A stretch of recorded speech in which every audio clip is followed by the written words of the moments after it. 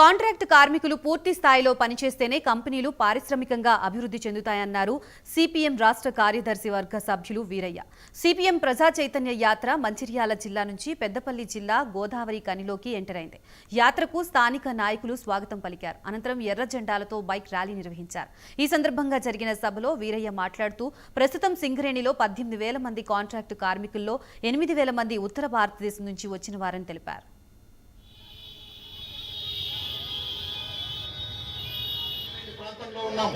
NTPC లాంటి చారిత్రాత్మకమైనటువంటి ప్రతిష్టాత్మకమైనటువంటి విద్యుత్ ఉత్పత్తి సంస్థ ఉన్న దగ్గర ఉన్నాం మనం.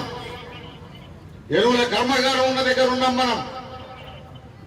ఇంతటి కీలకమైనటువంటి స్థలంలో మనం ఉన్నాం. ఇవాళ సింగరేణి ఈ రోజు దీన్ని నడిది కాదు, నిజాం కాలం నుంచి నడుస్తున్నటువంటి బొగ్గుతోవేటువంటి సంస్థ ఇది. ఇట్లాంటి సంస్థలో ఈ రోజు మనం 21వ శతాబ్దం గురించి మాట్లాడుతున్నాం, ఆధునిక కాలం గురించి మాట్లాడుతున్నాం. కానీ ఇదే సింగరేణి సంస్థలో 8,000 మంది కాంట్రాక్టు కార్మికులు వలస కూలీలుగా ఉత్తర భారతదేశం నుంచి వచ్చి బానిస చాకరీ చేస్తున్నారంటే ఎవరికన్నా నమ్మగలరా? 8,000 మంది వలస కూలీలు వచ్చి ఇక్కడ పనిచేస్తుంటే వలస కార్మికుల హక్కులను రక్షించేటువంటి చట్టం ఒకటి ఉన్నది భారతదేశంలో.